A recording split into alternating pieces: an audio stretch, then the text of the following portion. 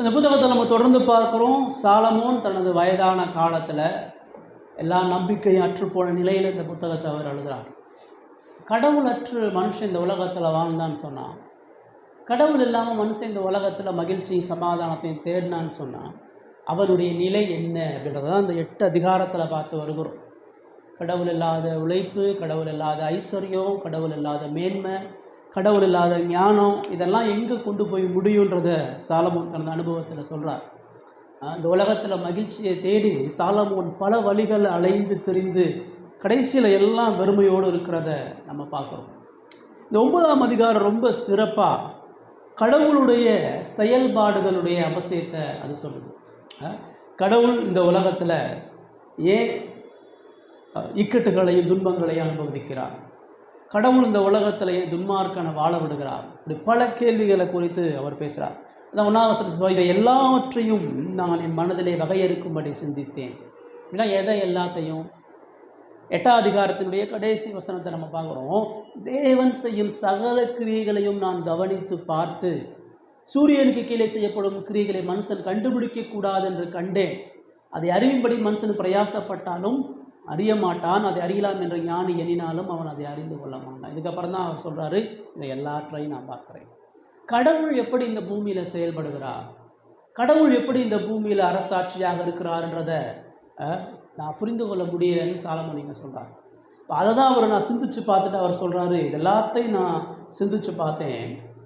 நீதிமான்களுக்கும் ஞானிகளும் கடவுளுடைய கரத்தின் கீழாக இருக்கிறார்கள்ன்றதை நான் பார்க்குறேன். நீதிமான் ஞானின்றது தேவனுக்கு பயந்தவன், தேவனது வார்த்தையை கேட்கிறவன், தேவனை பின்பற்றக்கூடிய மனிதன், அவன் தேவனுடைய கரத்திற்குள்ளாக இருக்கிறான்.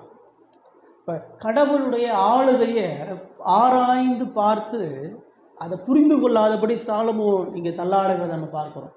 தனக்கு முன் இருக்கிறவர்களை கொண்டு ஒருவனும் வெறுப்பையாவது அறியான். மனுஷனுடைய வாழ்க்கையில் அவனுக்கு எது மகிழ்ச்சி, எது விருப்பமானது, எது வெறுப்புள்ளதாக இருக்குதுன்றதை அவனால் ஒரு பொழுது அறிய முடியாது. அவன் எல்லா மனிதனும் கடவுளுடைய கரத்திற்குள்ளாக இருக்கிறதுனால தான் அவர் சொல்கிறாரு, எல்லாருக்கும் எல்லாம் ஒரே விதமாக சம்பவிக்குதுன்றார். அதை விளக்கப்படுத்தும் போது ஒரு 5 விதமான மக்களை சொல்கிறார். அதில் பார்க்கும்பொழுது சன்மார்க்கன், துன்மார்க்கன், சுத்தமுள்ளவன், சுத்தமில்லாதவன், பலி எடுக்கிறவன், பலி இடாதவன், நல்லவன், பொல்லாதவன், ஆணை எடுக்கிறவன், ஆணையிட பயப்படுகிறவன் சொல்லி பலதரப்பட்ட தகுதியுள்ள வித்தியாசமான மனிதர்களை அவர் சொல்கிறார். இந்த உலகத்தில் ஒருத்தன் நன்மை செய்கிறவனாக வாழ்ந்தாலும், நன்மையே செய்யாமல் துன்மார்க்கமாக இருந்தாலும், ஒரு மனுஷன் நற்குணம் உள்ளவனாக பரிசுத்தமாக வாழ்ந்தாலும், பரிசுத்தம் இல்லாமல் மோசமானவனாக வாழ்ந்தாலும், பலியிடுகிறவன் சொன்னால் தேவனுக்கு பயந்தவனா, தேவனை ஆராதிக்கிறவனாக இருந்தாலும், அவன் கடவுள் இல்லைன்னு சொல்லி ஒரு மனுஷன் வாழ்ந்தாலும் எல்லாருக்கும் ஒரே விதமாக சம்பவிக்குது. ஆணை இடுகிறவனா அதிகாரத்தில் உள்ளவன், ஆணையிட பயப்படுகிறவன் சொல்லும்போது அதிகாரத்துக்கு கீழாக. அப்போ அதிகாரத்தில் இருக்கிறவன், பணக்காரனாக இருக்கிறவன், கடவுள் பக்தியாக இருக்கிறவன், துன்மார்க்க, எல்லாருக்கும் ஒன்று தான் நடக்குது. எல்லாருக்கும் நல்லது நடக்குது, கெட்டது நடக்குது. கடவுளை தேடாத துன்மார்க்கனும் அவன் மகிழ்ச்சியை அனுபவிக்கிறான், நன்மையை அனுபவிக்கிறான். துன்மார்க்கனுடைய வாழ்க்கையை பார்க்கும் பொழுது கடவுளை குறித்து நம்ம கேள்வி கேட்குறோம். எப்படி கடவுள் அவனை உயிரோடு வச்சிருக்கிறார்? இவ்வளோ மோசமாக இருக்கிறான், ஆனால் அவனுக்கு தான் கடவுள் எல்லாம் கொடுக்குறாரு. இவ்வளோ அயோக்கியனாக இருக்கிறான், அவன் இந்த உலகத்தில் செல்வ செழிப்பாக வாழ்கிறான், சாகிற வரைக்கும் அவன் எந்த கஷ்டத்தையும் அனுபவிக்கலையே. எல்லாரையும் ஏமாற்றி எல்லாரையும் கொடுமைப்படுத்தி வாழக்கூடிய ஒரு மனுஷனும் இந்த உலகத்தில் ரொம்ப சந்தோஷமாக மறித்து போகிறான். இப்போ எங்கே கடவுள் ஆள்றான்?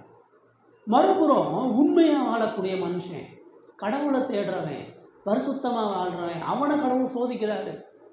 நல்லவனுக்கு காலை இந்த உலகம் பழமொழியாக சொல்கிறாங்க, நீ உண்மையாக இருந்தால் இந்த உலகத்தில் குலைக்க முடியாது, நீ நேர்மையாக இருந்தால் இந்த உலகத்தில் வாழ முடியாது. நல்லவனுடைய வாழ்க்கையில் உபத்திரவம் நடக்குது, நல்லவன் கஷ்டப்படுறான், நல்லவன் துன்பத்தை அனுபவிக்கிறான். நன்மை செய்கிறவனை இந்த உலகம் மட்டுப்படுத்துது, அவனும் இக்கட்டு அனுபவிக்கிறான், வியாதி வருது, அவனும் துக்கப்படுகிறான், அவனும் மறிச்சு போகிறான். இப்போ நல்லவனாக இருந்தாலும் கெட்டவனாக இருந்தாலும் இந்த உலகத்தில் 2 பேருக்கும் நன்மையும் நடக்குது, தீமையும் நடக்குது.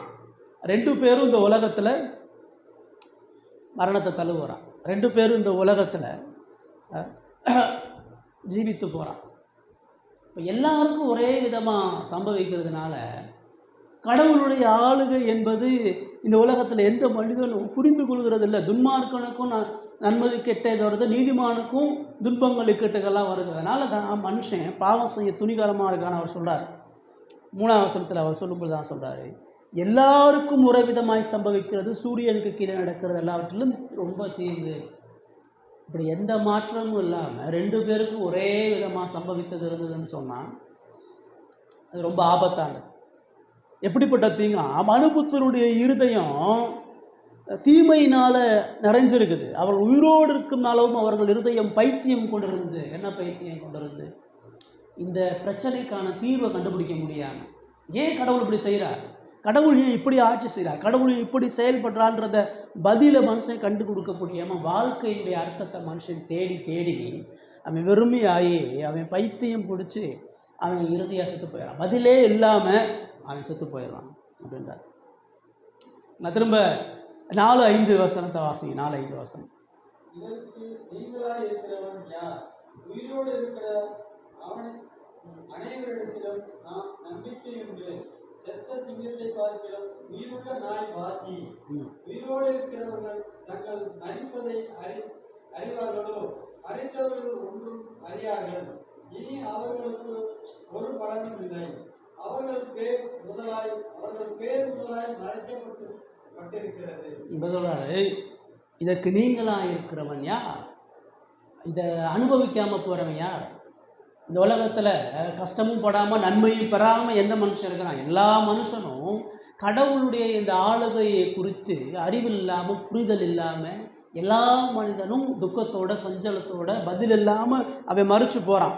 அதான் சொல்றாரு, உயிரோடு இருக்கிற அனைவரிடத்திலும் நம்பிக்கை உண்டு. அவன் உயிரோடு வாழ்கிற வரைக்கும் அதுக்கான பதிலை அவன் கண்டுபிடிக்க முடியும். உயிரோடு இருக்கிற வரைக்கும் அவன் ஆராய்ஞ்சு பார்த்து அவன் கடவுளுடைய சமூகத்தில் பதிலை கண்டுபிடிக்கலாம். ஆனால் அவன் செத்து போயிட்டான்னு சொன்னால் அவனுக்கு எந்த நம்பிக்கை இல்லை. அதான் சொல்கிறாரு, செத்த சிங்கத்தை பார்க்கிலும் உயிருள்ள நாய் வாசி.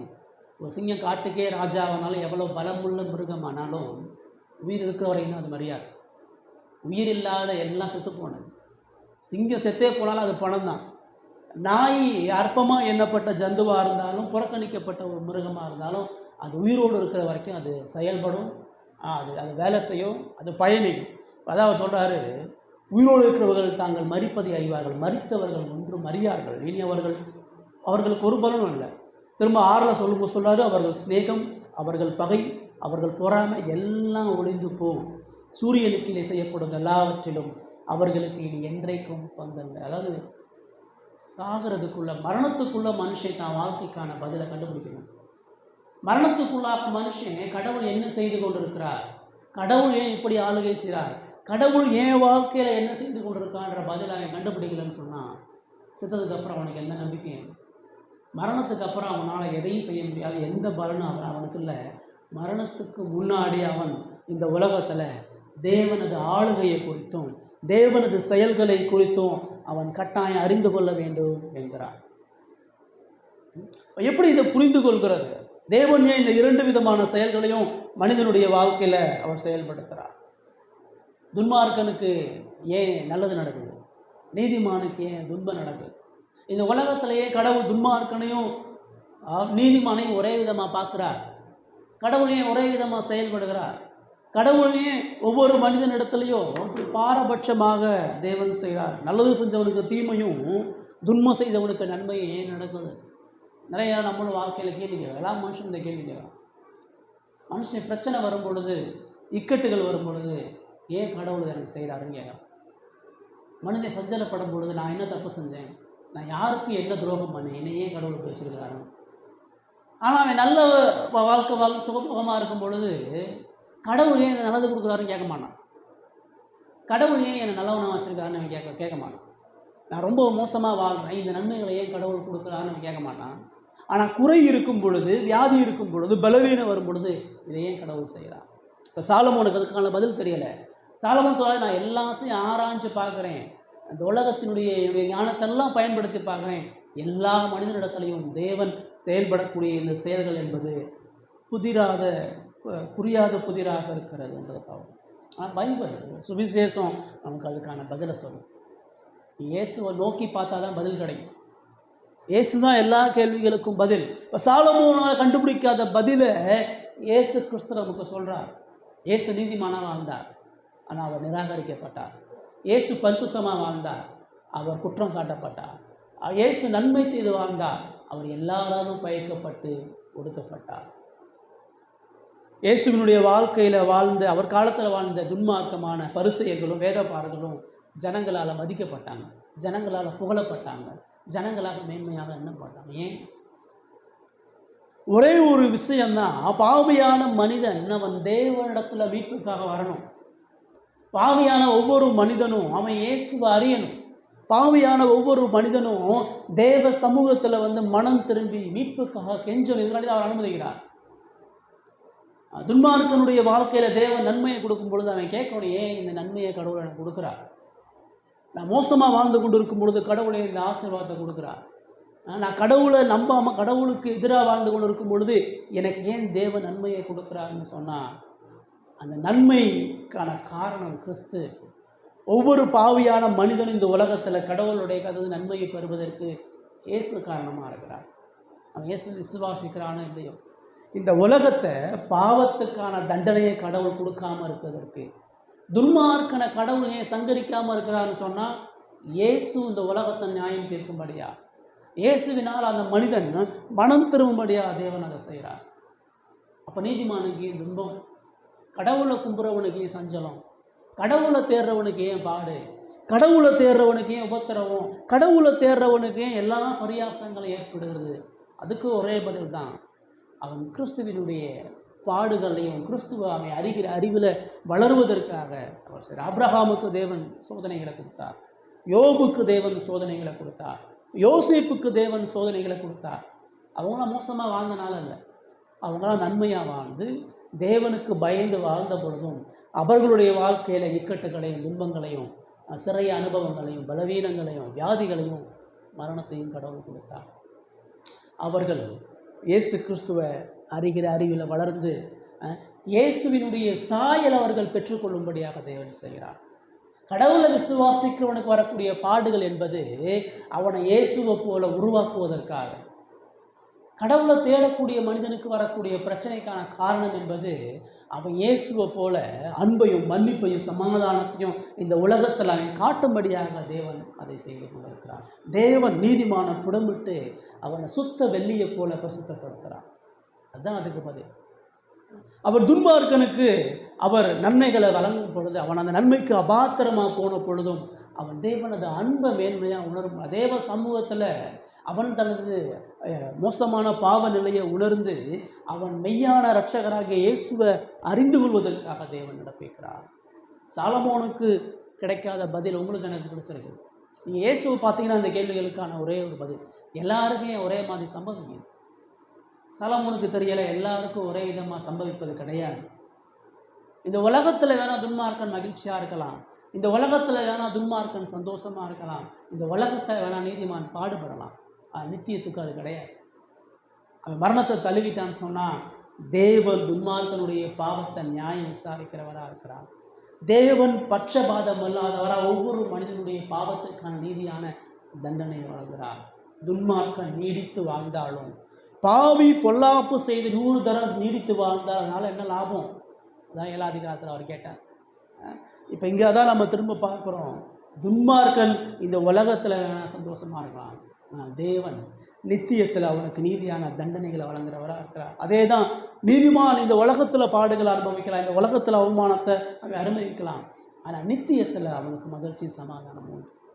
அவனுடைய ஆரம்பம் அற்பமாக இருக்கலாம், அவனுடைய வாழ்க்கைக்கு டிக்கெட்டுகளும் பாடுகளும் இருக்கலாம், ஆனால் நித்தியம் அவனுக்கு மகிழ்ச்சியும் சமாதானத்தையும் தருகிறதாக இருக்கிறது. நிறைய நேரம் நம்ம கேள்வி கேட்கணும் இல்லையா, கடவுளை தேடுறேன், எனக்கு இன்னும் வேதனை, நான் கடவுளை தேடுறேன், எனக்கு ஏன் இவ்வளோ கடன், நான் கடவுளை தேடுறேன், ஏன் என் குடும்பத்தில் அவ்வளோ பிரச்சனை, நான் கடவுளை தேடுறேன், ஏன் வாழ்க்கையில் மகிழ்ச்சி சமாதானம் இல்லை. ஒன்றே ஒன்று, நீங்களும் நானும் இயேசுவை அறியணும், இயேசுவை விசுவாசிக்கணும், இயேசுவினுடைய சாயலை தரித்துக்கொள்ளும். இதை நம்ம செய்கிறோமா? நம்ம வாழ்க்கையில் கடவுள் பிரச்சனையை அனுபவிப்பதற்கான ஒரே ஒரு காரணம், பாடுகள் அனுபவிப்பதற்கான ஒரே ஒரு காரணம், நாம் கிறிஸ்துவை அறிந்து கொள்ள, கிறிஸ்துவை நோக்கி பார்க்க, கிறிஸ்துவினிடத்தில் மீட்பை நோக்கி பார்க்க. துன்மார்க்கமான மனிதன் இயேசுவினிடத்தில் மீட்பு நோக்கி பார்க்க, விசுவாசியான ஒவ்வொரு மனிதனும் கிறிஸ்துவினுடைய குணாதிசயங்கள் நோக்கி பார்த்து அவருக்கு முழுமையாக கீழ்ப்படிவதற்கு தேவன் இந்த காரியங்களை செய்திருக்கிறார். உட்காந்து ஆராய்ஞ்சு பார்க்க நம்முடைய வாழ்க்கை. தேவன் நம்மளை சிருஷ்டிக்கும் பொழுது, தேவன் நம்மளை வழிகளுக்கு நேராக கொண்டு வரும் பொழுது, தேவன் நம்முடைய இருதயத்தை உடைக்கும் பொழுது, தேவன் தம்முடைய குடும்ப உறவுகளை ஒன்றும் இல்லாமல் ஆக்கும் பொழுது, தேவன் நம்ம வறுமையில் வச்சுருக்கும் பொழுது நம்ம பார்க்க வேண்டிய ஒன்று இயேசுவை நோக்கி பார்க்கணும். இயேசு கொடுக்கப்பட்ட அந்த பாடுகள், இயேசு கொடுக்கப்பட்ட அந்த அனுபவங்களை தேவன் எனக்கு கொடுத்து அவருடைய சொந்த பிள்ளையாக மாற்றுவதற்காக தேவன் அதை அனுபவிக்கிறார். உண்மையாக கடவுளை தேடுகிறவன் அந்த பாடுகளை குறித்து முறுமுறுக்கிறவனா, சந்தேகப்படுகிறவனா, கேள்வி கேட்கிறவனா இருக்கமான். அவனுக்கு ரொம்ப தெளிவாக தெரியும், இந்த உலகத்தில் உபத்திரவங்களும் தண்டனைகளையும் தேவன் நமக்கு வைத்திருக்கிறார். ரெண்டாவதாக, தேவன் ஏன் இந்த உலகத்தை துன்மார்க்கனை வாழ வைத்து நீதிமான அவர் பாடுகளுக்கு உட்படுத்துகிறார்? ரெண்டாவதா சாலமோன் அங்கே நமக்கு சொல்கிறார். 9-12 வசனங்கள். இப்போ நம்ம 7-12 வசனங்கள், 7-9 வசனத்தை வாசிங்க. 7-9 வசனம்.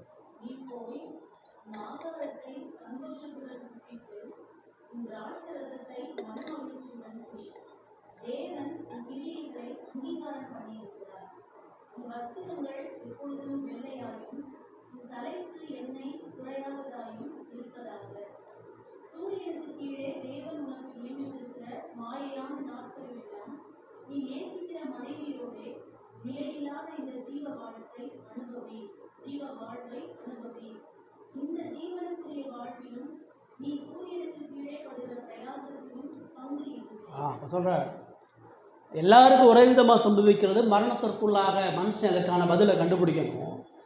அவன் இந்த உலகத்தில் சாகுற வரைக்கும் தேவனது செயல்பாடுகளையும் தேவனது ஆளுகை அவனால் புரிந்து கொள்ள முடியலைனாலும் சொல்கிறார், நீ போய் உன் ஆகாரத்தை சந்தோஷத்துடன் புசித்து உன் திராட்சரசத்தை மன மகிழ்ச்சியுடன் கூடினார்.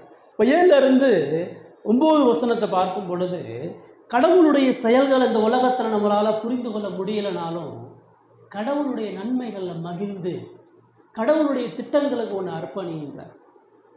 நீ புலம்பிட்டு இருக்காத. வாழ்க்கையில் தேவ நிக்கட்டுகளையும் துன்பங்களையும் கொடுக்கும் பொழுது நீ துக்கப்பட்டு இருக்காது. வாழ்க்கையில் தேவ நன்மைகளை கொடுக்கும் பொழுது நீ மெத்தனமாக இருக்கிறாத. நீ போ, உன் ஆகாரத்தை சந்தோஷத்தோடு கடவுள் உனக்கு கொடுத்துருக்கக்கூடிய கிருபையின் நன்மைகளை அனுபவி. உன் ஆகாரத்தை புசி, உன் திராட்சரசத்தை மனமகிழ்ச்சியுடன் கூடி கடவுளுக்கு நன்றி செலுத்தி அதை கூடி. கடவுளை உனக்கு கொடுத்துருக்கிறார்.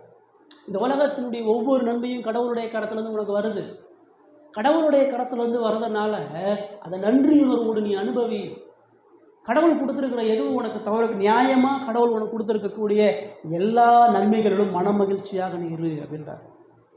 இந்த உலகத்தில் கடவுள் உனக்கு கொடுத்துருக்கக்கூடிய பொறுப்புகளை உன் முழு பலத்தோட உண்மையோடு இருந்தார். அவர் திரும்ப சொல்லும்போது சொல்கிறாரு, உன் வஸ்திரங்கள் எப்பொழுதும் வெள்ளையாயும் உன் தலைக்கு எண்ணெய் குறையாதாயும் இருப்பதாக.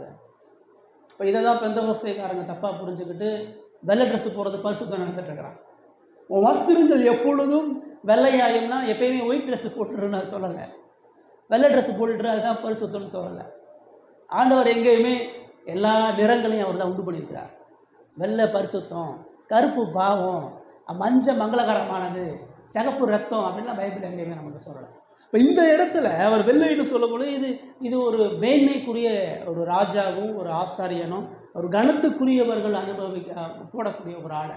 இது ஒரு கரையில்லாத ஒரு மாசற்ற ஆடு. அவர் என்ன சொன்னால், உன் சரீரத்தை சுத்தமாக கவனமாக பாதுகாத்துக்கன்றது நான் சொல்ல, உன் வஸ்திரங்கள் எப்பொழுதும் வெள்ளையாயும் உன் தலைக்கு எண்ணெய் குறையாதாயும் இருப்பதாக. கடவுள் உனக்கு கொடுத்த நன்மையை அனுபவி. கடவுள் உனக்கு கொடுத்துருக்கிற சரீரத்தை நீ பாதுகாத்துக்க. உன் சரீரத்துக்கு வேண்டிய எல்லா தேவைகளை செய்து உன் சரீரத்தை பலத்தோட சுத்தமாக பரிசுத்தமாக அதை நீ பாதுகாத்துக்கன்றார். திரும்ப தான் சொல்கிறார், தேவன் சூரியனுக்கு கீழே தேவன் உனக்கு நியமித்திருக்கக்கூடிய மாயையான நாட்களில் எல்லாமே நேசிக்கிற மனைவியுடைய நிலையில்லாத ஜீவ வாழ்க்கை அனுபவி. கடவுள் இந்த உலகத்தில் உனக்கு கொடுத்துருக்கிற மனைவியோட அன்புள்ளவனாரு. கடவுள் உனக்கு கொடுத்துருக்கிற இந்த குடும்பத்தில் மனைவி பிள்ளைகளோட நீ மகிழ்ச்சியாகவும் சமாதானத்தோடு இரு அப்படின்னு சொல்லி அவர் சொல்கிறார். 10வது வசனத்தை சொல்லும் பொழுது, செய்யும்படி உன் கைக்கு நேரிடுகிறது எதுவோ அதை உன் பலத்தோட செய். கடவுள் உனக்கு என்ன வேலை கொடுத்துருக்காரோ அந்த வேலையை முழு பலத்தோட நீ செய். நீ போகிற பாதாளத்தில் செய்கையும் வித்தையும் அறிவும் ஞானமும் இல்லை. நீ மரணத்துக்கு அப்புறம் அதெல்லாம் செய்ய முடியாது. மரணத்துக்கு அப்புறம் புசிக்க முடியாது. மரணத்துக்கு அப்புறம் இந்த குடும்ப உறவுகளை நீ இருக்க முடியாது. மரணத்துக்கு அப்புறம் உன்னுடைய சரீரத்தை நீ பாதுகாக்க முடியாது. மரணத்துக்கு அப்புறம் நீ முழு பலத்தோடு வேலை செய்ய முடியாது. இதெல்லாம் இந்த உலகத்தில் இருக்கிற வரைக்கும் தான். இந்த உலகத்தில் கடவுள் ஒன்று வைத்திருக்கிற நிலைமையில் நீ மிகுந்த பொறுப்புள்ளவனாக இரு. உனக்கு கடவுளுடைய ஆட்சி புரியலை தான். உன்னுடைய பல கேள்விகளுக்கு கடவுளிடத்துலேருந்து நீ பதிலை பெறலை தான். உன் வாழ்க்கையில் நடக்கக்கூடிய பல சூழ்நிலைகள் என்ன நடக்குதுன்னு உனக்கு தெரியாமல் இருக்கலாம். அது பொதுவாக சொல்ல, நீ விசுவாசியோ அவிசுவாசியோ, தேவன் உன்னை வைத்திருக்கக்கூடிய இடத்துல நீ பொறுப்பு உள்ளவனா, உண்மை உள்ளவனா, கடவுள் உனக்கு கொடுத்துருக்கக்கூடிய நன்மைகளை அனுபவித்து உன்னுடைய வேலை, உன்னுடைய குடும்பம், உன்னுடைய சரீரம், உன்னுடைய தாளந்து, உன்னுடைய திறமை, இது எல்லாத்துலேயும் நீ மிகுந்த கவனமாக ஞானம் உள்ளவனா, முழு பலத்தோடு பொறுப்புள்ளவனாருன்ற ஒரு விஷயத்தை அவர் சொல்கிறார். இப்போ என் வாழ்க்கையினுடைய இக்கட்டுகள், என் வாழ்க்கையினுடைய பாடுகள் என் பொறுப்பை தடை செய்யலை. கடவுள் என்னுடைய வாழ்க்கையில் ஒரு மோசமான நிலையில் கொண்டு வந்து நிறுத்தினாலும் நான் தேவனுக்கு இறுதி வர உண்மையுள்ளவனாக இருக்கும்படியாக தேவன் விரும்புகிறார். அதான் எதிர்பார்க்கிறார். என்னுடைய பாடுகள் மத்தியில் தேவன் முறுமுறுக்கவோ, பயப்படவோ, சந்தேகப்படவோ, பின்வாங்கவோ அனுமதிக்கிறது. பாடுகளில் தொடர்ந்து தேவனுக்கு செய்ய வேண்டிய கடமைகளை நம்ம முழு இருதயத்தோட பொறுப்போடு செய்யணும் தேவன் எதிர்பார்க்குறார். ஆனால் நீங்கள் உலகம் அப்படி இல்லை. கடவுள் பாடுகளுக்கு உட்படுத்திட்டா கடவுளை தேடுறதில் நம்ம குறைஞ்சிடறோம். கடவுள் கஷ்டப்படுத்திட்டா கடவுளை என்னங்க கடவுள் இவ்வளோ தேடி இன்னும் என் வாழ்க்கையில் இந்த பிரச்சனை நீக்காமல் வச்சுருக்கிறார். இன்னும் நான் கடவுளுடைய சமூகத்துக்கு போனாலும் கடவுளிடத்துலேருந்து எந்த நன்மையை என் வாழ்க்கையில் எந்த மாற்றமும் இல்லை. நான் தொடர்ந்து கடவுளை தேடுறேன். ஆனால் கடவுள் எனக்கு உபத்திரவங்களையும் கஷ்டங்களையும் கொடுத்துட்ருக்காங்க. அதனால தான் மனுஷன் என்ன செய்யறான்னா, அந்த பொறுப்புகளை தட்டி கழிக்கிறான். அந்த பொறுப்புகளை சரியாக செய்ய மாட்டேன்றான். அவனுக்கு குடும்பத்தில் பிரச்சனை வந்த உடனே குடும்பத்தை விட்டு வெளியேறணும்னு ஆசைப்பட்றான். அவன் வேலை ஸ்தலத்தில் பிரச்சனை வந்தோடனே ஒரு வேலையை விட்டு இன்னொரு வேலைக்கு போகணும்னு ஆசைப்படுறான். கடவுளுக்கு கொடுத்துருக்கக்கூடிய சரீரத்தை அவன் கெடுத்து அவனுக்கு ஏற்படக்கூடிய உபத்திரவத்தினால போதைக்கு அடிமையாகிறான். அவனுக்கு ஏற்படக்கூடிய மன உளைச்சல்கள்னால பலதரப்பட்ட தீய பழக்க வழக்கங்களை செய்கிறான், திருடுறான், கொலை செய்கிறான், உபச்சாரம் பண்ணுறான். எல்லாத்துக்கும் என்ன காரணம்? எனக்கு பிரச்சனை. குடிக்கிற எல்லாத்தையும் கேளுங்க, அதான் சொல்லுவான். இந்த பிரச்சனைகள் நான் என்னங்க செய்கிறது, இந்த வழிகள் என்னங்க செய்கிறது. மனுஷன் இயல்பாக கடவுளுடைய இந்த ஆளுகையை புரியாதனால அவனுக்கு ஏற்படக்கூடிய பாடுகள் மத்தியில் கடவுளிடத்தில் பொறுப்புள்ளவனா, உண்மையுள்ளவனா இருப்பதற்கு பதிலாக அதிலிருந்து வழிவிலக ஆசைப்படுகிறான். எவ்வளோ நாள் கடவுளை தேடிட்டு கடவுளை எனக்கு எந்த நன்மையும் செய்யலை, எந்த மாற்றத்தையும் செய்யலை, நான் இஷ்டப்படி வாங்கினேன். விவாகரத்துலாம் ஏன் பெருகுது, கடன் ஏன் பெருகுது, இன்றைக்கே மனசு இருக்கிறதுல திருப்தியாக வாழ மாட்டேன், ஏன் வேலையை உருப்படியாக செய்ய மாட்டேன்றான், ஏன் ஒன்று கொடுத்து படுக்கப்பட்ட பொறுப்புகளை மனுஷன் மீறுறான். எல்லாத்துக்கும் ஒரு காரணம் சொல்லுவான். ஏன்பா இதை செய்யலைன்னா இந்த காரணம் சொல்லுவான். ஏன் நீ வீட்டுக்கு போகிறதெல்லாம் அதுக்கு பல காரணம் சொல்லுவான். ஏன் வேலையை ஒழுங்காக பார்க்கலாம், அதுக்கு பல காரணங்களை சொல்லுவான். தேவன் சொல்கிறாரு, உன் பாடுகளில் உன் பொறுப்பை நீ ஒழுங்காக செய்ய.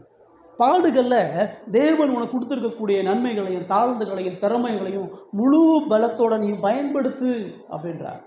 11-12 வாசனங்கள் வாசனை.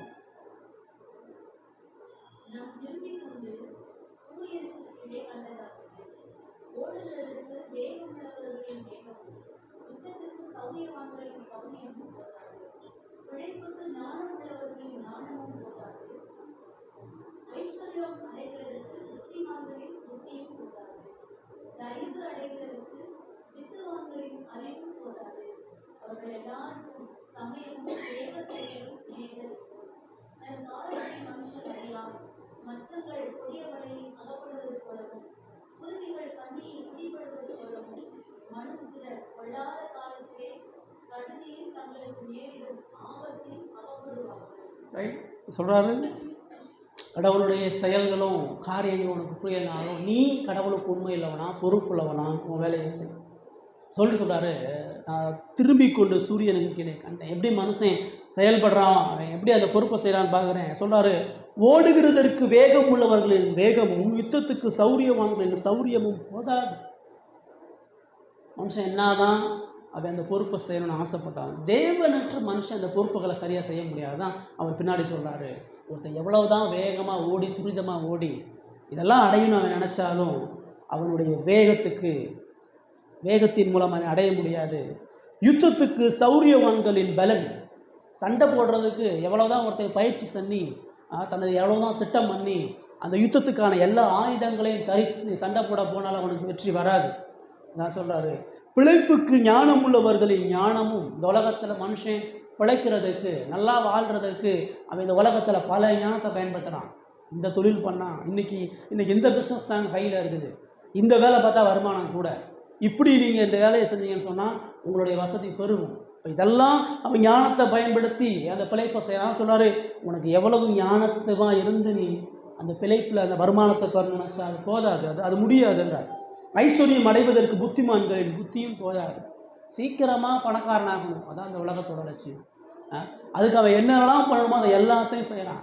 அவ்வளவு அவன் ஐஸ்வர்யம் அடைவதற்கு அவன் புத்தி எவ்வளோ பயன்படுத்தினாலும் அவன் ஐஸ்வர்யத்தை அடைய முடியாது. தயவு அடைகிறதற்கு, மக்களுடைய ஆதரவு பெறுவதற்கு அவன் எவ்வளவு தனது தந்திரங்கள்லாம் பயன்படுத்தினாலும், எவ்வளோ சூழ்ச்சி செஞ்சாலும் அவனுக்கு திரளான ஆதரவுகள் ஒரு பொழுதும் வருவதில்லை. அதான் சொல்கிறார், அவர்கள் எல்லாருக்கும் சமயமும் தேவ செயலும் நேரிட வேண்டும்ன்றார். முதல் சொல்கிறாரு, பாடுகளில் உன் பொறுப்பை ஒழுங்காக செய்கின்றார். ஆனால் இப்போ சொல்கிறாரு, அந்த பொறுப்புகளை ஒழுங்காக செய்கிறதுக்கு உன்னுடைய ஞானமோ உன்னுடைய பலமோ உன்னுடைய திறமையோ உன்னுடைய தாளந்தோ மட்டும் போதாது. நீ உன்னால் செய்ய முடியும்னு நினைக்காது.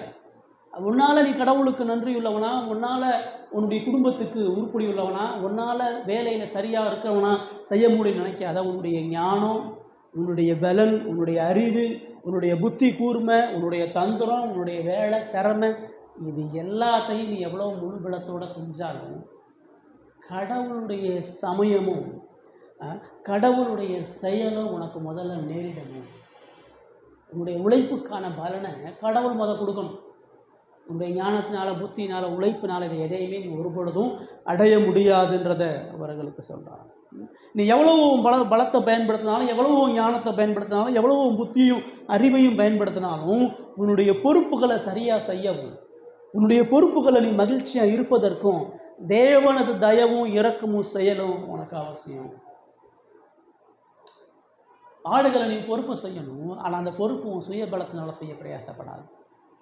அந்த பொறுப்பு உன்னுடைய சுயஞானத்தினால செய்ய பிரயாசப்படாது.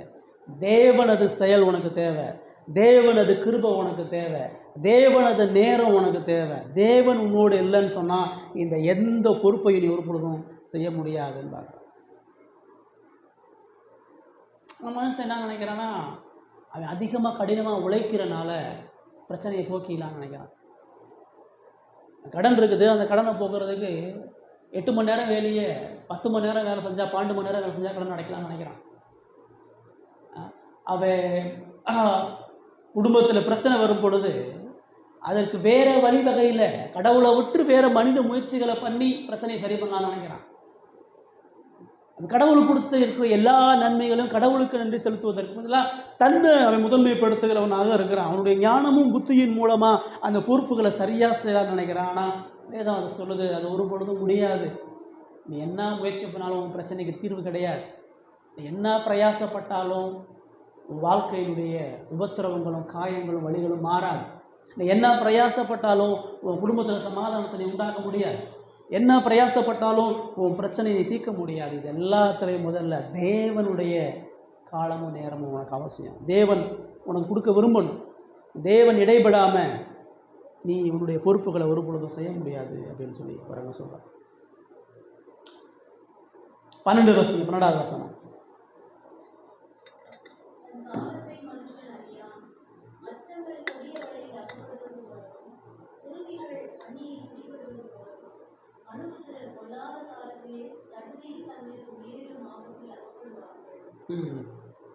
அதான் சொல்கிறாரு, தன் காலத்தை மனுஷனை கடவுள் எப்போது செய்வார்?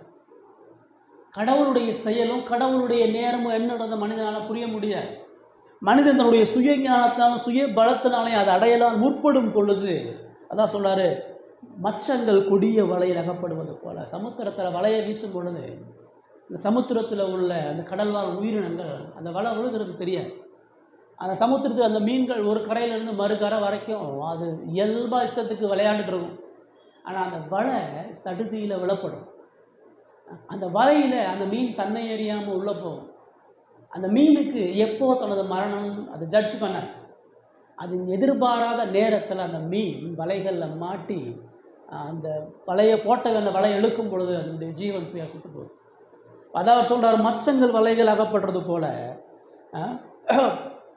குருவிகளுக்கு வைக்கக்கூடிய கண்ணி, குருவிகளுக்கு கண்ணிகள் வைக்கும் பொழுது அந்த வலைகளை இறைகளை போட்டு கோதுமை போட்டு வச்சுருவாங்க. அந்த பறந்து வர குருவி அந்த இறைகளை மட்டும்தான் பார்க்கும், அந்த வலைகளை பார்க்காது. அதுக்கு வைக்கப்பட்ட கண்ணியை பார்க்காது. அது ஆசையாக அந்த தானியங்களை சாப்பிட்றதுக்காக அது காலை வச்சு அதை சாப்பிட்ட உடனே அந்த வலைகள் சுருக்கில் அது மாட்டிக்கும். அதாவது சொல்கிறாரு, இப்படி தான் மனுஷன் மாட்டுறான் அப்படின்னு சொல்கிறார். மனிதன் எதிர்பாராத நிலையில் அவனுக்கு அழிவையும் அவனுக்கு ஆபத்தையும் தேவன் கொடுக்கிறவராக இருக்கிறார்.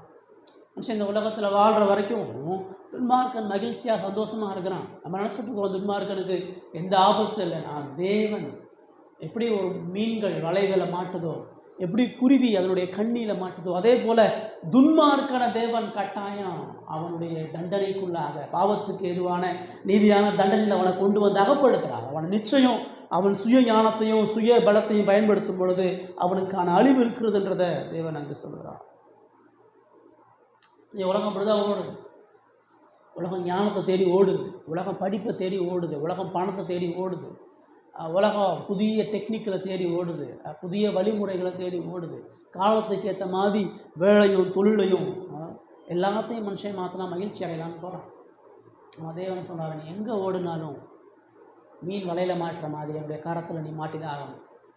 உன் பாவத்துக்கான நீதியான தண்டனை என்னுடைய கரத்தில் இருந்து நீ பெற்றுக்கொண்டு தான் ஆகணும். உனக்கு சடுதியான அழிவு உண்டுன்றத தேவன் உனக்கு சொன்னான். இப்போ கடவுள் எனக்கு கொடுத்துருக்கக்கூடிய இந்த பொறுப்பை நான் தினமும் செய்வதற்கு எனக்கு தேவையானது ஒன்று என்று சொல்லும் பொழுது தேவனது செயலும் தேவனது சமயமும் எனக்கு அப்படின்னா என்ன அங்கே சொல்ல வராங்கன்னா, கடவுளுடைய கிருபையும் இரக்கமும் இடத்துல இல்லாமல் நீ ஒரு பொழுதும் உன்னுடைய பொறுப்பை சரியாக செய்ய முடியாது. கடவுளுடைய கிருபையும் பொறுப்பும் எனக்கு எப்போ வருதுன்னு சொன்னால், நான் கிறிஸ்துவ அனுதினமும் சார்ந்து வாழும் பொழுது, அனுதினமும் கிறிஸ்துவையும் அவருடைய பலத்தையும் அவருடைய ஞானத்தையும் பற்றி கொண்டு வாழும் பொழுது என்னுடைய குடும்ப பொறுப்புகளை, எனது வேலை பொறுப்புகளை, எனது சரீர பொறுப்புகளை, கடவுள் கொடுத்துருக்கக்கூடிய அந்த தாளந்தை நான் சரியான முறையில் பயன்படுத்த முடியுன்றதை வராங்க சொல்லுகிறார். சாலமோனுக்கு என்னமோ பதில் தெரியலை. சாலமோன் என்னமோ தோராயமாக ஒரு பதில் தான் சொல்லிட்டு இருக்கிறார். ஆமாம், கடவுளுடைய செயல் எனக்கு புரியலை தான். ஆமாம், கடவுள் எப்படி துன்மார்க்கனை நியாயம் தீர்க்கிறார், எப்படி நீதிமான அவர் நன்மைக்கு எதுவும் நடத்துகிறார் எனக்கு தெரியலை தான். ஆனாலும் கடவுள் கொடுத்த உலகத்தில் மனிதன் கடவுளுடைய இரக்கத்தை சார்ந்திருக்கணும், கடவுளுடைய கரத்தை சார்ந்திருக்கிறோம். கடவுளுடைய இரக்கத்தையும் கரத்தையும் சார்ந்திருக்கும் பொழுது தேவன் அவனை பாதுகாக்கிறார். அதை மீறி வாழும் பொழுது அவனுக்கு அழிவு உண்டுன்றதை சாலமோன் சொல்கிறார். ஆனால் நம்ம வேதத்தில் ரொம்ப தெளிவாக நம்ம பார்க்குறோம். நம்முடைய வாழ்க்கையில் தேவன் கொடுத்துருக்கக்கூடிய இந்த ஜீவியத்தில் நம்முடைய குடும்பத்திலையும் வேலையிலையும் பொறுப்புகளையும் நம்ம சரியாக செய்யணும்னு சொன்னால், அனுதினமும் எனக்கு கிறிஸ்து தேவை, அனுதினமும் தன் சிலுவை எடுத்துக்கொண்டு என்னை பின்பற்றுகிறவன் தான் எனக்கு சீசனாக இருக்க முடியுன்றதை இயேசு சொன்னார். கிறிஸ்துவை சார்ந்திருந்தால் தான், கிறிஸ்துவனுடைய பலத்தை சார்ந்திருந்தால் தான், கிறிஸ்துவுடைய ஞானத்தை சார்ந்து தான் செய்ய முடியும். இந்த உலகத்தில் இந்த பொறுப்புகளில் உண்மையுள்ள ஒரே ஒரு நபர் இயேசு மட்டும்தான். இயேசு ஒருத்தர் தான் தனது குடும்ப பொறுப்புகளில் உயிர் போகிற வரைக்கும் சரியாக செஞ்சார். இயேசு ஒருத்தர் தான் பிதா கொடுத்த தனது வேலையை 100% சரியாக செஞ்சார். இயேசு ஒருத்தர் தான் வாழ்ந்திருக்கக்கூடிய சமுதாய மக்களுக்கு செய்ய வேண்டிய எல்லா கடமைகளையும் சரியாக செஞ்சார். இயேசு ஒருத்தர் தான் தனது முழு இருதயத்தோட முழு பலத்தோட தன்னுடைய கிரியைகள் நடப்பித்தார். இயேசு ஒருத்தர் தான் தேவன் கொடுத்த எல்லா நன்மைகளுக்கும் நன்றி உணர்வு உள்ளவரா, ஞானம் உள்ளவரா அவர் செயல்பட்டார். இந்த கிறிஸ்துவை நோக்கி பார்க்கும்போது தான் நான் பொறுப்புள்ளவனாக இருக்க முடியும். இயேசுவினுடைய வாழ்க்கை எனக்கு சொல்லுது இந்த உலகத்தில் நீ எப்படி வாழணும்னு சொல்லுது. அனுதினமும் நான் இயேசுவினுடைய சமூகத்துக்கு போனால் தான் என் குடும்பத்தை அன்பாக நேசிக்க முடியும். அனுதினமும் இயேசுடைய சமூகத்துக்கு போனால் தான் என் சமுதாயத்தில் கடவுளுக்கு பிரியமாக இருக்க முடியும். அனுதினமும் நான் இயேசுவை நோக்கி பார்த்தா தான் எனது வேலையில் உண்மையாக இருக்க முடியும். அனுதினமும் இயேசுவை நோக்கி பார்த்தா தான் நான் தேவனுக்கு உண்மையுள்ளவனா நன்றி உள்ளவனாக இருக்க முடியும். இப்போ முதல்ல 6 வசனம் நாம் கிறிஸ்துவை அறிந்து கொள்வதற்காக பாடுகளை அனுமதிக்கிறான்னு சொல்லுது. 6லிருந்து 12 வசனம் தேவன் இந்த பாடுகளை அனுபவிப்பதற்கு காரணம் நம்ம கிறிஸ்துவை தொடர்ந்து பற்றி கொள்ளணும். ஏதோ ஒரு நாள் விசுவாசம் இல்லை, ஏதோ ஒரு நாள் இயேசு ஆண்டவர் நான் அறிந்து கொண்டேன் இல்லை, ஒரு நாள் நான் தேவனுக்கு பிரியமாக வந்தேன், ஞாயிற்றுக்கிழமை ஆராதனைக்கு வந்துட்டேன், நான் கடவுளுக்கு ஏற்ற கடமைகளை செய்வேன்றதல்ல. வாரத்தினுடைய ஒவ்வொரு நாளும் ஒவ்வொரு நொடியும் இயேசுவினுடைய கிருபையை நான் பற்றி கொள்ளணும். இயேசுவை முழு இருதயத்துடன் நான் விசுவாசிக்கும் பொழுது அனுதினமும் இயேசுவை பார்க்குறவன் தான் மனைவி பிள்ளைகளை அன்பாக நேசிப்பான். அனுதினமும் இயேசுவை பார்க்குறவ தான் வேலையில் உண்மையாக இருப்பான். அனுதினமும் இயேசுவை நோக்கி பார்க்குறவன் தான் சமுதாயத்தில் தேவன் கொடுத்த பொறுப்புகளை செய்யறதா இருக்கணும். நம்முடைய வாழ்க்கையை நம்முடைய பொறுப்புகளை மீறணும். நம்முடைய வாழ்க்கையில் நம்முடைய பொறுப்புகளை சரியாக செய்கிறதில்ல. நம்முடைய வாழ்க்கையில் பாடுகளை குறித்து ஒன்று முறுமுறுக்கிறோம், சந்தேகப்படுறோம், எனக்கே இந்த நிலமைன்னு சொல்கிறோம். அப்படி இல்லைன்னு சொன்னால் அந்த பொறுப்புகளை சரிவர செய்யாமல் அதை காலம் கடத்துகிறோம், அதை காலம் தாழ்த்துறோம். அதுதான் அன்றைக்கி பிரச்சனை. கணவன் மனைவிக்கு செய்ய வேண்டிய பொறுப்புகளை செய்கிறதில்ல, மனைவி கணவனுக்கு செய்ய வேண்டிய பொறுப்புகளை செய்கிறதில்ல, பிள்ளைகள் பெற்றோர்களுக்கு செய்ய வேண்டிய பொறுப்புகளை செய்கிறது. சமுதாயத்தில் வேலையில் இருக்கிறவன் வேலையில் அவனுடைய பொறுப்புகளை சரியாக செய்கிறது. உலகம் சீரழிஞ்சு போனதுக்கு ஒரே ஒரு காரணம், தேவன் மனிதன் இந்த உலகத்தில் ஏன் வச்சிருக்கிறாரு, என்ன காரியத்துக்காக வச்சிருக்கிறாரோ அதை மனுஷன் செய்கிறது. ஆதாம் ஆதியாகமத்தில் பார்க்கிறோம், அவன் தேவன் கொடுத்த வேலைகளை, தேவன் கொடுத்த மனைவியை நேசிப்பதற்கும், தேவன் கொடுத்த வேலைகளை அவன் சரியாக செய்வதற்கும், படைப்பை அவன் பராமரிப்பதற்கும் அவன் அனுதினமும் தேவனோடு சஞ்சரிக்கிறவனாக தான் இருந்தான். பாவம் இல்லாத ஆதாமை தேவனோடு சஞ்சரிக்க வேண்டிய அவசியம் இருக்கும் பொழுது, பாவத்தில் இருக்கக்கூடிய நீங்களும் நானும் அனுதினமும் இயேசுவை நோக்கி பார்க்க நாம் ஒரு பொழுதும் நம்முடைய பொறுப்பு செய்ய முடியாது. பொறுப்புகளை நம்ம தவறாக செய்கிறோம், நம்ம பொறுப்புகளை சரியாக செய்கிறதில்ல. நம்முடைய பொறுப்புகளை குறித்து நம்ம முறுமுறுக்கிறோம், கவலைப்படுறோம். எனக்கே இந்த பாரம், எனக்கே இந்த கஷ்டம், நான் மட்டும் ஏன் இதை செய்யணும்னு நம்ம நினைக்கிறோம். ஆனால் இயேசுடைய வாழ்க்கை நமக்கு சொல்லுது, அவருடைய இரக்கத்தையும் கிருபையும் பற்றி கொள்ளும் பொழுது நமது அனுதின கடமைகள் அவருக்கு துரியமாக செய்யணும். ஏன் எனக்கு பாடு, ஏன் எனக்கு வலி, ஏன் எனக்கு உபத்திரவம், ஏன் என்னுடைய உபத்திரம் உடனடியாக போகிறதில்ல, ஏன் என்னுடைய பிரச்சனை உடனடியாக போகிறதில்ல, ஏன் என்னுடைய சஞ்சலம் உடனடியாக போகிறதில்லனா எனக்கு அனுதினமும் இயேசு தேவை. நான் அனுதினமும் இயேசுவை சார்ந்திருக்கணும், நான் அனுதினமும் இயேசுவை பற்றி கொள்ளணும். அதுக்காக தான் இந்த பேசுது. மூணாவதாக கடைசியாக நம்ம பார்க்க இருக்கிறோம் 13 16 வசனம் வாசிங்க. 13 16. சூரியனுக்கு கீழே ஞானமுள்ள காரியத்தை கண்டேன், அது என் பார்வைக்கு பெரிதாய் தோன்றிற்று. ஒரு சிறு பட்டணம் இருந்தது, அதிலே இருந்த குடிகள் கொஞ்சம் மனிதர். அதற்கு விரோதமாய் ஒரு பெரிய ராஜா வந்து அதை வளைத்துக் கொண்டு அதற்கு எதிராக பெரிய கொத்தளங்களை கட்டினான். அதிலே ஞானமுள்ள ஒரு ஏழை மனிதன் இருந்தான். அவன் தன் ஞானத்திலே அந்த பட்டணத்தை விடுவித்தான். ஆனாலும் அந்த ஏழை மனிதனை ஒருவரும் நினைக்கவில்லை. ரைட். கடைசியாக சொல்கிறாரு. இப்போ முதல்ல 6 வசனத்தில் பார்க்குறோம், கடவுளுடைய ஆளுகை, கடவுளுடைய சித்தம், பாடுகள் என்பது கிறிஸ்துவ அறிவதற்காக. திரும்ப 7 12 பார்த்தோம், ஆளுகையில் தேவன் பாடுகளை உபத்திரவங்களை கொடுக்கும் பொழுது நம்முடைய பொறுப்புகளை கிறிஸ்துவை நோக்கி பார்த்து செய்வதற்காக தேவன் அப்படியாக செயல்படுகிறான்னு பார்க்குறோம். மூணாவதா சாலமோன் இப்போ பார்க்குறாரு, அந்த கேள்விக்கான பதிலை தேடும்போது அவர் சொல்கிறாரு, நான் சூரியனுக்கு கீழே ஒரு ஞானமுள்ள ஒரு காரியத்தை கண்டேன். இவ்வளோ நேரம் கடவுளுடைய ஆளுகையில் குழப்பம் இருக்குது, கடவுள் எப்படி செயல்படுறாருன்னு தெரியலை, கடவுள் ஏன் பாடுகளை அனுமதிக்கிறார் தெரியலை, கடவுள் ஏன் இக்கட்டுகளை அனுமதிக்கிறாருன்னு சொன்ன சாலமோன் இப்போ நான் ஒரு ஞானமான ஒரு காரியத்தை இந்த பூமியில் கண்டேன், அது என் பார்வைக்கு பெருசாக இருந்துச்சு. தன்னுடைய ராஜ்யத்தில் நடந்த ஒரு அனுபவத்தை அவர் அங்கே சொல்கிறாரு. ஒரு சிறு பட்டணம் இருந்துச்சு, அதில் இருந்த குடிகள் கொஞ்சம், அதுக்கு விரோதமாக ஒரு பெரிய ராஜா வந்து அதை வளைந்து விட்டான்னு சொல்லுவோம். இப்போ 2 முரண்பாடு சொல்லுவோம். ஒரு சின்னோண்டு பட்டணம், அதில் கொஞ்சோண்டு மக்கள். இப்போ அந்த மக்களை யார் எதுக்க வரான்னு சொன்னால், ஒரு சிறிய ராஜா வரல, பெரிய ஒரு ராஜா வரலாம். இந்த பெரிய ராஜா சிறிய பட்டணத்தை பிடிக்க மாட்டான். பெரிய ராஜா பெரிய தேசத்தில் தான் போரிடுவான். பெரிய மனுஷன் பலம் உள்ளவன் அவனுக்கு இணையாக பலம் உள்ளதான் சண்டை போடுவான். குழந்தைகள்கிட்ட போய் சண்டை போட முடியுமா? குழந்தைகள்கிட்ட போய் சண்டை போடுவான். ஆனால் இது வசனம் நான் சொல்லுதுன்னா, பெரிய ராஜா சிறிய பட்டணம் கொஞ்சம் மனிதர்கள் சொல்லுவோம். சின்னோண்டு ஒரு கிராமம், அந்த கிராமத்தில் கொஞ்சோண்டு மக்கள், அந்த மக்கள் பலவீனர்கள், அந்த மக்கள் ஒடுக்கப்பட்டவர்கள், அந்த மக்கள் ஞானமற்றவர்கள். ஆனால் அந்த பட்டணத்தை ஒரு பெரிய பலமிக்க ராஜா, பெரிய ராஜான்னு சொன்னால் திரளான சேனைகளை கொண்டவன், திரளான படைகளை கொண்டவன், அநேக போர் வீரர்களை கொண்டு அவன் போகிறான். சின்னோண்டு கிராமத்தை அழிப்பதற்கு அவன் பெரிய சேனையோடு போய் அதை வளைஞ்சு போடுறான், அதை சுற்றிலும் வளைந்து அதை முற்றுகை போடுறான். அதற்கு எதிராக பெரிய கொத்தளங்களை அவன் கொத்தி முடிக்கிறான். இப்போ யாரை காப்பாற்றுறது? இப்போ யார் ஜெயிப்பா? ஒரு பொழுதும் அந்த சிறிய அந்த பட்டணம் ஜெயிக்காது. அங்கே ராஜா இருந்தான்னு கூட சொல்லலை, அது ஒரு சிறிய பட்டணம் தான் சொல்லலை. அந்த பட்டணத்தில் கொஞ்சம் மக்கள் தான் இருந்தாங்க, ராஜாவே இல்லாத மக்களாக தான் அங்கே இருக்கிறாங்க. அந்த ஊரில் தான் சொல்லுது, அதில் ஞானமுள்ள ஒரு ஏழை மனிதன் இருந்தான். ஞானமுள்ள ஒரு ராஜா இருந்தான்னு சொல்லலை, ஞானமுள்ள ஒரு ஆசாரியர் இருந்தான்னு சொல்லலை, ஒரு ஞானமுள்ள ஏழை மனிதன் இருந்தான். ஒரு ஏழ்மையானவன், ஒரு அற்பமாக எண்ணப்படுகிறவன், மேன்மையாக எண்ணப்படாதவன், புறக்கணிக்கப்பட்டவன், ஒடுக்கப்பட்டவன், துக்கப்பட்டவன், வறுமையில் இருக்கிறவன், ஆகாரத்துக்கே வழி இல்லாமல் இருக்கக்கூடிய ஒரு மனுஷன், அவன் ஏழையாக இருக்கிறான், ஆனால் அவன் ஞானமாக இருக்கான். அந்த வசனம் சொல்லுது, அந்த ஞானமுள்ள ஏழை தன் ஞானத்தினாலே அந்த பட்டணத்தை விடுவித்தான். அந்த ஞானமாக புறக்கணிக்கப்பட்ட பலவீனமான அந்த ஏழையான மனுஷன், அவன் தன் ஞானத்தை பயன்படுத்தி அந்த பட்டணத்தை விடுவிச்சான். எப்படி விடுவிச்சான்னு நமக்கு சொல்லலை. ஒருவேளை அவன் அந்த ராஜாவோட போய் சமாதானம் பேசினானா, அல்லது அங்கே இருக்கக்கூடிய அந்த குறைந்த ஜனங்களுக்கு ஞானமான யுத்தத்தை கற்றுக் கொடுத்து வெற்றி சம்பாதிச்சான தெரியல. ஆனால் ஒன்று சொல்லுது, அந்த பட்டணம் அழிக்கப்பட முடியாமல், அந்த பட்டணம் நிர்மூலமான அழிவிலிருந்து, மோசமான ராஜாவுடைய கையில் அந்த பட்டணம் சின்ன அப்படின்னு ஆகாதபடி அந்த ஏழையான அந்த மனுஷன் தான் ஞானத்தை பயன்படுத்தி அந்த பட்டணத்தை காப்பாற்றணும்னு சொல்லுது.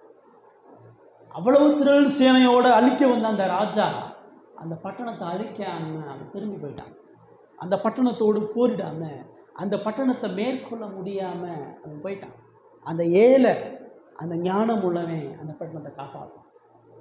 அவர் சொல்கிறார், அதோட முடிக்கல, அவர் சொல்கிறாரு, ஆனாலும் அந்த ஏழை மனிதனை ஒருவரும் நினைக்கவில்லைன்னு சொல்லி, அழிவுக்கு ஏதுவான அந்த பட்டணத்தை அந்த மனுஷன் காப்பாற்றணும்னு சொன்னால் அவனை தான் அடுத்த ராஜாவை வச்சுருந்துருக்கணும். இவ்வளோ பெரிய அழிவுலேருந்து இவன் காப்பாற்றிட்டான்பா, இவ்வளோ பெரிய மோசமான துன்மார்க்கமான அரசன்றது நம்ம விடுவிச்சுட்டான்பா, இவன் தான்ப்பா நமக்கு எல்லாம், இவன் தான் நமக்கு கடவுளை போல, இவன் தான் நமக்கு நம்முடைய தேசத்தின் மேல் பாதுகாக்க முடியுன்ற எந்த மேன்மையும் அவனுக்கு கொடுக்கல, எந்த கனத்தையும் அவனுக்கு கொடுக்கல, எந்த வெகுமதியும் அவனுக்கு கொடுக்கல. வசனம் சொல்லுது, அவனை ஒருவரும் நினைக்கலன்னு சொல்லு. அவங்க அதை ஞானத்தை பயன்படுத்தி அவங்கள காப்பாற்றினா அவனை பாராட்டக்கூட ஆள் யாரு, அவனை மேன்மையாக என்னங்க ஒருத்தர் இல்லை. அதாவது சொல்கிறாரு, இதுதான் ஆச்சரியப்படுறேன்டா, ஒரு ஞானமுள்ளவன், ஒரு தேசத்தை காப்பாற்றினவன், ஒரு ஏழை, ஒரு புறக்கணிக்கப்பட்டவன் அவ்வளோ பெரிய மீட்பை கொடுத்தான், அந்த ஊர் மதிக்கலை. ஆகையால் அதனால் சொல்வார், ஏழையின் ஞானம் அசட்டை பண்ணப்பட்டு அவன் வார்த்தைகள் கேட்கப்படாமல் போனாலும் பலத்தை பார்க்கலாம் ஞானமே உத்தமம். இப்போ இதை குறித்து என்ன நினைக்கிறீங்க? அந்த ஏழை அசனப்பட்டு, அந்த ஏழை அசட்டை பண்ணப்பட்டு புறக்கணிக்கப்பட்டு அந்த ராஜா அதை மேற்கொள்ளாமல் திரும்பி போனாலும் அந்த ஊர் அவனை மதிக்காமல் இருக்கலாம், அந்த மக்கள் அவனை மேன்மையாக எண்ணாமல் இருக்கலாம், அவனுடைய ஞானம் அசட்டை பண்ணப்பட்டிருந்தாலும், அவன் சொல்லக்கூடிய உபதேசத்தை அந்த மக்கள் கேட்காம போனாலும் பலத்தை பார்க்கிலும் அவ்வளோ பெரிய திரள் சேனையோடு வந்த அந்த ராஜாவை விட, அந்த இராணுவ பலத்தோடு வந்த அந்த பெரிய ராஜாவினுடைய எல்லா மேன்மைகளையும் விட அந்த புறக்கணிக்கப்பட்ட அந்த அற்பமான ஏழை மனிதன் மேன்மைக்குரியவன்றார். பலத்தை விட ஞானம் நல்லது, இவனை விட இவன் தான் உத்தமன், இவனை விட இவன் தான் சரி. அதான் திரும்ப 17:18 சொல்றார். 17:18 வாசிங்க. ஊழலை ஆளும் அதிபதி கூக்குரலை பார்க்கிலும் ஞானிகளுடைய அமெரிக்கையான வார்த்தைகளை கேட்கப்படத்தக்கவைகள். யுத்தம் ஆயுதங்களை பார்க்கிலும் ஞானமே நலம். பாவியான ஒருவன் மிகுந்த நன்மையை கொடுப்பான். சொன்னாரு, இந்த உலகம் எப்பயுமே மூட நடை அதிபதியை தான் விரும்பும்.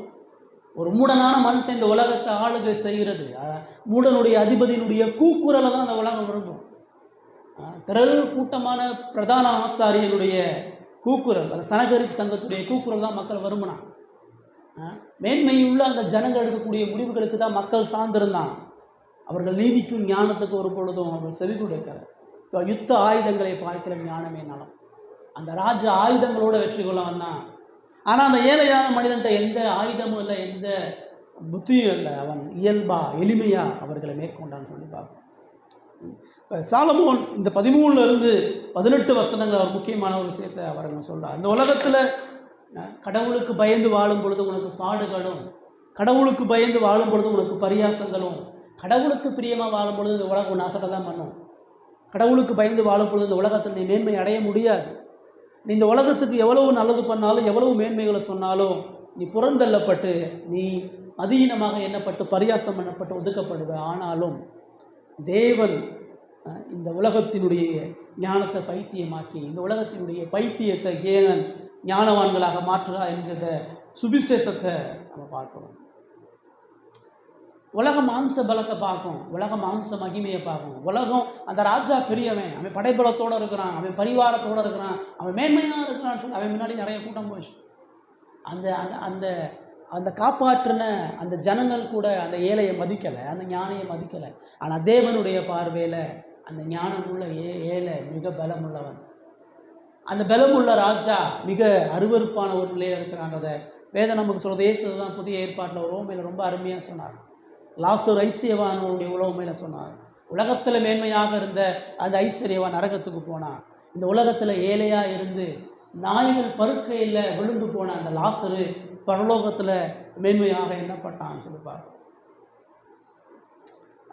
தேவன் இந்த உலகத்தில் அங்கீகரிக்கக்கூடிய நபர் என்றது பார்க்கும் பொழுது எளிமையுள்ளவர்கள், தாழ்மையுள்ளவர்கள், தேவனுடைய வார்த்தைகளுக்கு கீழ்ப்படியவர்கள், இந்த உலகத்தில் எந்த அங்கீகரிப்பையும் மேன்மைகளையும் அவர்கள் பெற்றுக்கொள்ளாமார்கள். அவர்கள் மிகுந்த கவனமாய் தேவனுக்கு பிரியமாய் வாழும் பொழுது தேவன் அவர்களை அங்கீகரிக்கும். இறுதியில் இந்த உலகத்தில் தேவன் ஏற்படுத்தப்பட்ட ஞானம் வெற்றி பெறையும், மாம்ச பலம் நிர்மூலமாக்கப்படும். பல வழிகளில் பைபிள் நம்ம பார்க்கணும். இந்த இந்த இந்த நிகழ்வு வேதத்தில் பல இடங்களில் சொல்லப்படுது. யோசேப்பு தன்னுடைய சொந்த சகோதரரால் குழியில் போடப்படுறான். அவன் அற்பமாக எண்ணப்படுறான், அவன் அடிமையாக ஒப்பு கொடுக்கப்படுகிறான். இந்த ஏழையுள்ள ஞானியை போல அவன் புறந்தள்ளப்படுகிறான். ஆனால் தேவன் முடிவு யோசேப்பு அதிபதியாக்கி அவனை குழியில் போட்ட அந்த சகோதரர்கள் அவனுடைய காலில் வந்து விழும்படியாக தேவன் செய்கிறார். தாவீது கோலியாத்துடைய யுத்தத்தில் பார்க்கணும். கோலியாத் மாம்ச பலம் உள்ளவனா, அரக்கனா, இஸ்ரவேலை பரியாசம் பண்ணுகிறவனா வருகிறான். சாலமோன் மெய்ப்பனா, எளிமையானவனா, கூழாங்கல்ல பொறுக்கி கொண்டு கோலியாத்தை வீழ்த்துகிறத பார்க்கணும். இது எல்லாவற்றிற்கும் மேலே சிலுவையினுடைய வெற்றி எது நமக்கு படம் பிடித்து சொல்லுகிறது. சிலுவையினுடைய வெற்றி எப்படி? இந்த ஞானமுள்ள ஏழையை போல தான் இயேசு வந்தார். இயேசு ராஜ அரண்மனையில் இல்லை, இயேசு மாட்டுத் தொழுவத்தில் பிறந்தார். இயேசு தச்சன் வீட்டில் பிறந்தார். இயேசு அற்புதமாக எண்ணப்பட்டவராக பிறந்தார். இயேசு ஏழைகளுடைய குடும்பத்தில் பிறந்தார். இயேசு நிராகரிக்கப்பட்ட சமுதாயத்தில் கலிலேயாவில் அவர் வளர்ந்தார். எப்படி இந்த ஏழையை இந்த ஊர் புறந்தள்ளதோ அதே போல் எருசலேமும் யூதேயா மக்களும் இயேசுவை புறந்தாங்க. நாசரேத்தில் அவர் பிரசங்கம் பண்ணும் பொழுது அவரை தூக்கி மலைகளுக்கு கீழே அவரை கொலை செய்யும்படியாக தள்ளிவிட பார்த்தார்கள். அவர் அந்த மக்களை மீட்கும்படியாக வந்தார். அவர் தமக்கு சொந்தமானனால வந்தால் அவருக்கு சொந்தமானவர்களோ அவரை ஏற்றுக்கொண்டார். அவர்கள் பாரம்பரியம் உள்ள பரிசேயனை ஏற்றுக்கொண்டார்கள். பரிவாரத்தோடு வந்த ஆசாரியனை ஏற்றுக்கொண்டார்கள். அவர்களுடைய மெய்யான ஆவிக்குரிய பிரதான ஆசாரியனை அவர்கள் நிராகரித்து விட்டார்கள். தேவனால் அனுப்பப்பட்ட மேசியாவாக அவராக இயேசுவை புறந்தள்ளி அசட்டை பண்ணி அவரை சிலுவையில் கொண்டார். அந்த ஞானம் அவங்களுக்கு பைத்தியமாக இருந்தது. அந்த ஞானம் அவர்களுக்கு அவலட்சணமாக இருந்தது. அந்த ஞானம் அவர்களுக்கு எந்த நன்மையும் பயக்காமல் அவர்கள் அவரை கொலை செய்தார்கள். ஆனால் இறுதியில் என்ன நடந்துச்சு? அந்த பலவீனமான ஞானத்தை பயன்படுத்த தேவன் முழு உலகத்தையும் ரட்சித்தார்.